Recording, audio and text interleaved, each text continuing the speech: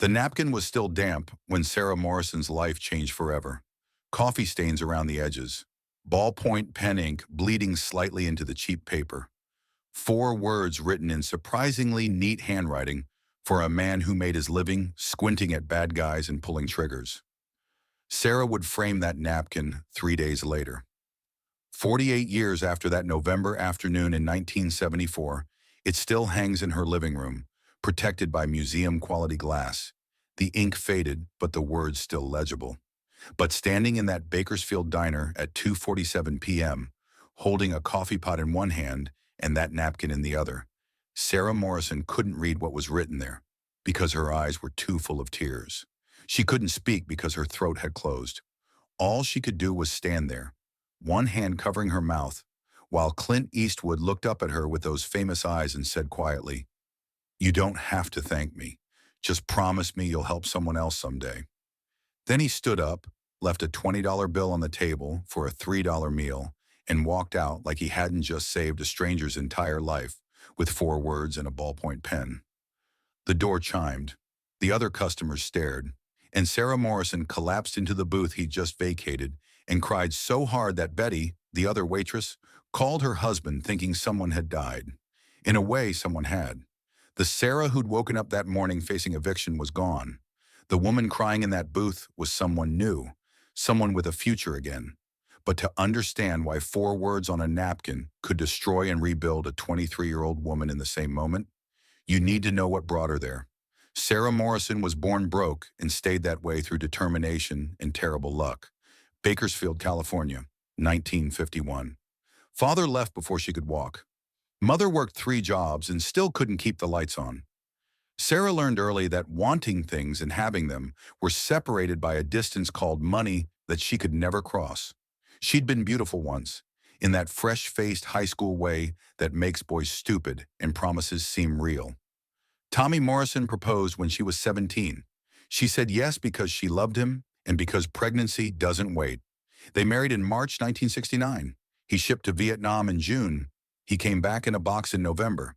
Sarah was 19, 6 months pregnant, and certain her life was over. But babies don't care about grief.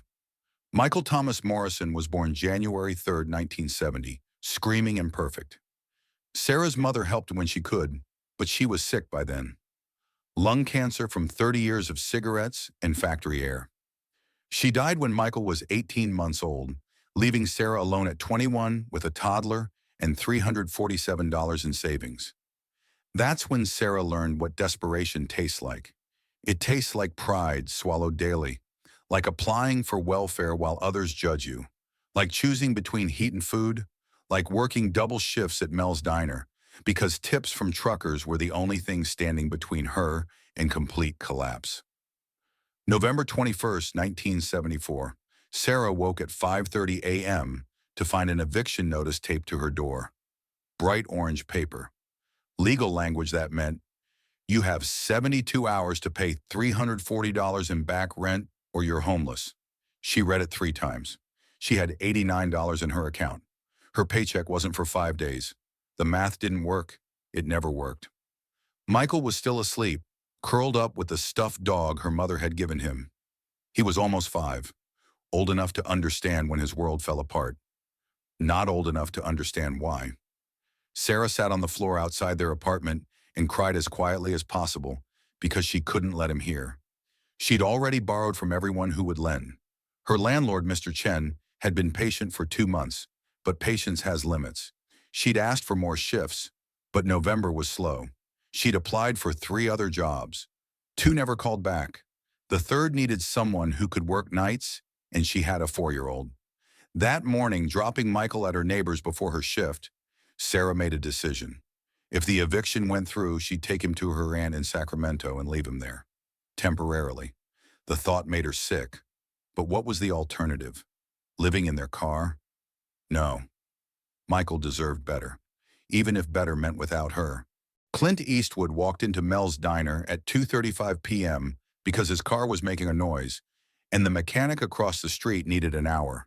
He was driving through Bakersfield from location scouting near Fresno, still riding high on High Plains Drifter, still getting used to being recognized everywhere. He took booth 7 near the window because it gave him a view of the mechanic shop and because the other booths were full of people already staring. He'd learned to spot recognition, the double take, the whisper, the debate about approaching. He didn't mind autographs, but he minded performing when all he wanted was coffee and maybe pie. Sarah didn't recognize him at first. She was too deep in crisis, moving through her shift on autopilot. Coffee, menus, orders, refills. Smile even when you want to scream. Tips depend on performance, and performance depends on pretending everything's fine when your world is ending in 72 hours. Coffee, please, one of the men in booth 7 said. Nice voice. Calm. Sarah poured without really looking, her mind calculating impossible numbers. $89 in the bank, $340 needed, 3 days to find $251, plus groceries, plus Michael needed new shoes. The math was impossible, and the man in booth 7 was watching her with an expression she was too distracted to interpret. Clint Eastwood knew desperation when he saw it. He'd lived it himself back when he was digging swimming pools between auditions that went nowhere. Before the lucky break, before any of this, he remembered choosing between rent and food, the shame of it, the exhaustion of looking fine while drowning. The waitress looked like she was drowning, mid-20s, pretty in that worn-down way that comes from too much work and not enough sleep. Wedding ring but widow's heaviness in her eyes, and something else. Fresh crisis layered over chronic struggle. You okay? He asked when she brought his pie. Simple question. Probably shouldn't have asked, not his business, but something in her face made him ask anyway. Sarah froze. The question was so unexpected, so gentle, that her composure cracked. I'm fine, she said automatically, the lie every service worker tells. You don't look fine, Clint said quietly. You look like you just got the worst news of your life. Am I wrong? Sarah should have lied again, should have smiled and changed the subject, should have maintained the distance between customer and server.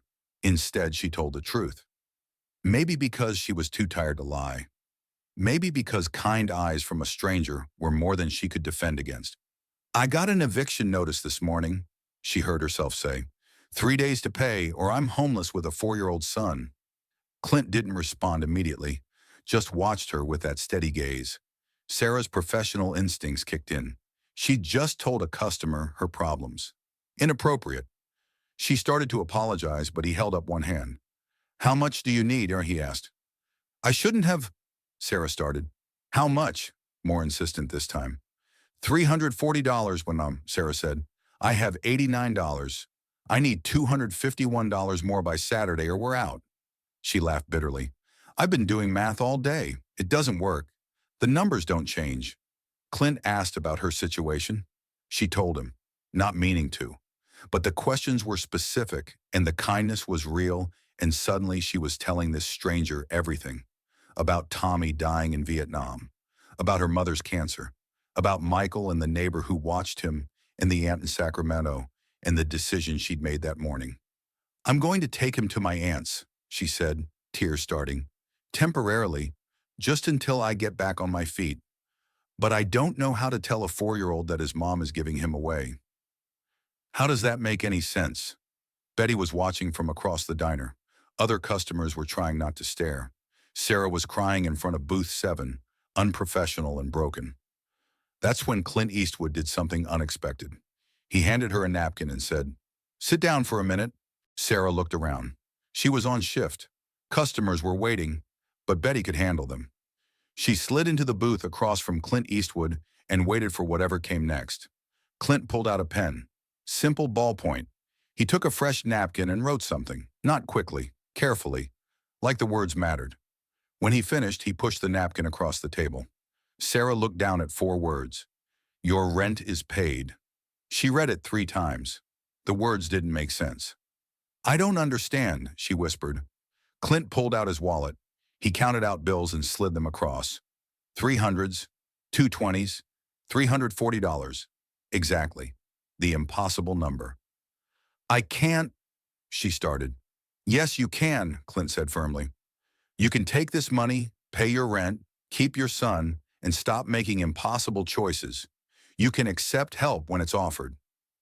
Sarah's hand shook. Why? You don't know me. Because someone helped me once, Clint said. Long time ago. And they told me what I'm telling you now. Someday, when you can, help someone else. That's how it works. That's how we get through. Sarah took the money with shaking hands and a throat too tight for words. She tried to thank him, but adequate words didn't exist. How do you thank someone for saving your child? For keeping your family together? Clint stood up. I need to get back to the mechanic. He left the 20 on the table. Over-tipping like the $340 wasn't enough. He made it to the door before Sarah found her voice. Mr. Eastwood. Everyone turned. I promise. Someday, when I can, I'll help someone else. He turned back, smiled that slight Eastwood smile, tipped an invisible hat, and walked out. The door chimed. Sarah looked at the money in the napkin and collapsed back into the booth because her legs wouldn't hold her. Betty rushed over. What just happened? Why are you crying? He saved my life, Sarah managed. He just saved my whole life. She went to the restroom and cried for 10 minutes. When she came back, the money was still there. The napkin was still there. It was real. Sarah paid her rent that afternoon. That night, she told Michael they weren't moving. She didn't tell him how close they'd come, just held him extra tight. She kept working at Mel's for 3 more years, started saving, moved to a better apartment, got a second job with benefits, put herself through community college 1 class at a time, business administration, practical. By 1982, she was managing a department store. By 1987, she owned a small business, a children's clothing store in Bakersfield. And every year on November 21st, she did something specific. She found someone struggling and helped them. Sometimes money, sometimes jobs, sometimes just kindness and the message that they mattered. She never told them about Clint Eastwood, just passed on what had been given to her, the help, the hope, the belief that drowning people deserve life preservers. Michael Morrison grew up watching his mother help customers who couldn't afford what they needed, watching her hire struggling women, watching her be the person someone had once been for her. When Michael was 16, Sarah showed him the napkin, still framed, 4 words in faded ink. Your rent is paid. A stranger wrote this? Michael asked. Sarah told him the whole story, the eviction, the desperation, the diner, the man who saved them both with $340 in kindness. That's why we help people, she said, because someone helped us when we needed it most, and because that help showed us how to live. Michael Morrison became a social worker, spent his career helping struggling families. He kept a copy of that napkin in his office.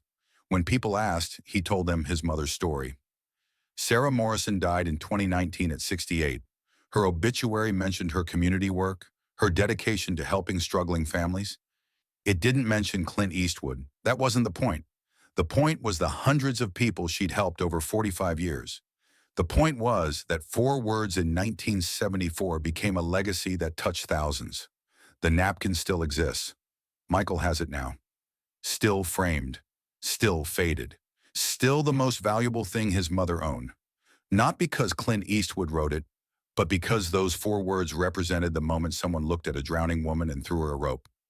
Every November 21st, Michael finds someone struggling and helps them. Because that's what his mother taught him. That's what a stranger in a diner taught her. That's how we all get through. Clint Eastwood probably doesn't remember Sarah Morrison or the diner or the $340 he gave away in 1974. But Sarah never forgot. And because she never forgot, her son will never forget.